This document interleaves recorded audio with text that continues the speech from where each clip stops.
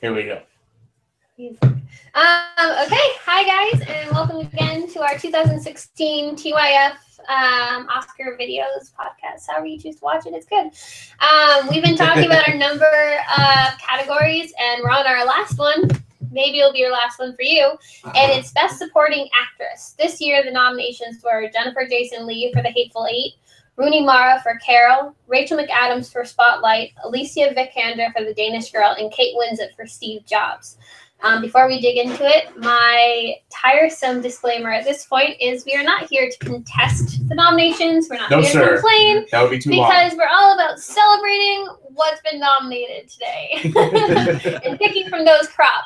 I think I'm going to switch it up a bit, and I think I'm going to go first. Go for it. Because me and Tyler have, and we're joined today by Tyler talking about it too.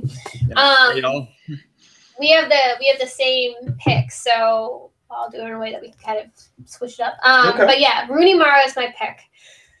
Like, far and away above everything else that was nominated. I've seen everything but Jennifer Jason Leigh, but I saw her in Anomalisa, so I'd like to think that, like... She wasn't, but let me tell you, good. she was great in The Hateful Eight. I bet she that. is, but it's just the one movie I haven't seen out of those right there. And but Rooney Mara won't be winning the Oscar. Like, let's just put it that way first. She won't be because it's possible.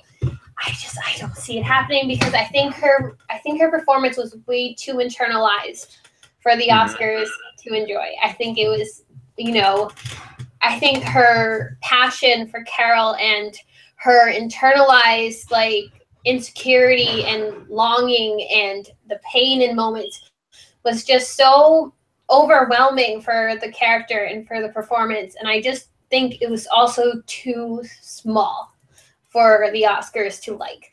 They like their big, bombastic, yelling, screaming, crying, Danish girl like performances where it's obvious and you know why you're supposed to like it.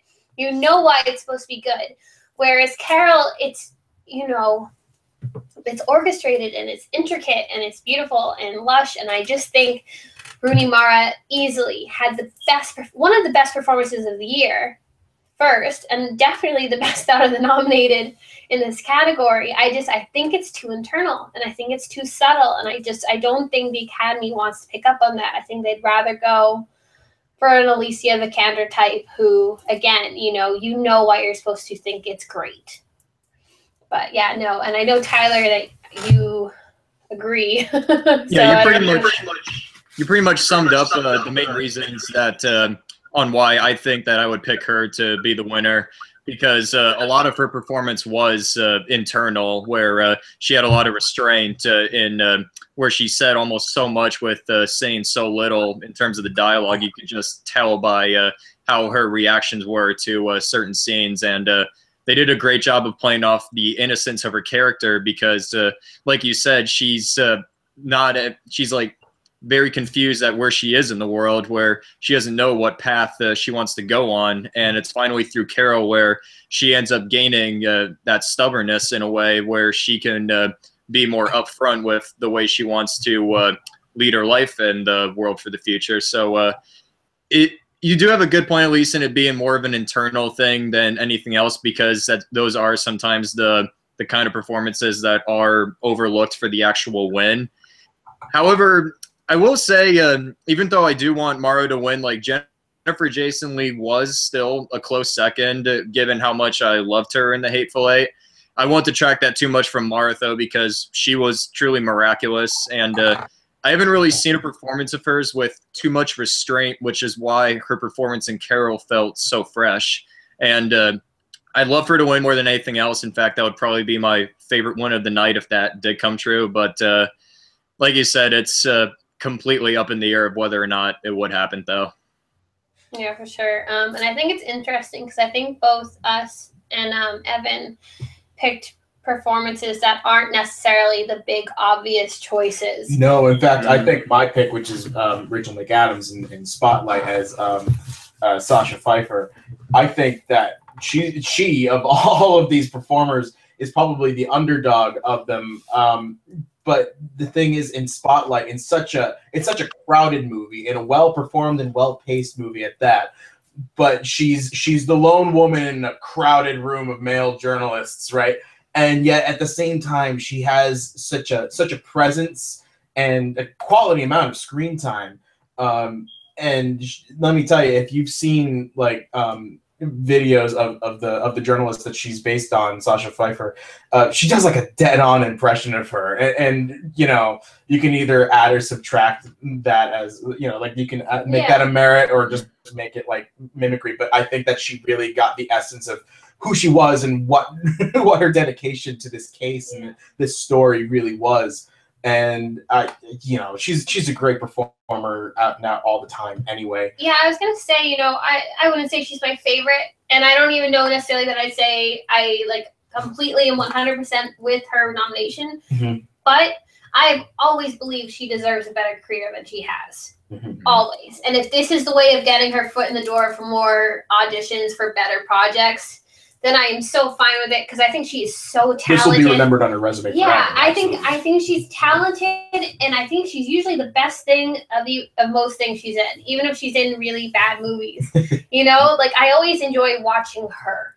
So, and I think she's had a hard time since Mean Girls, kind of breaking out of, you know, a role she's been pigeonholed in, or like she's playing the wife, usually of time travelers.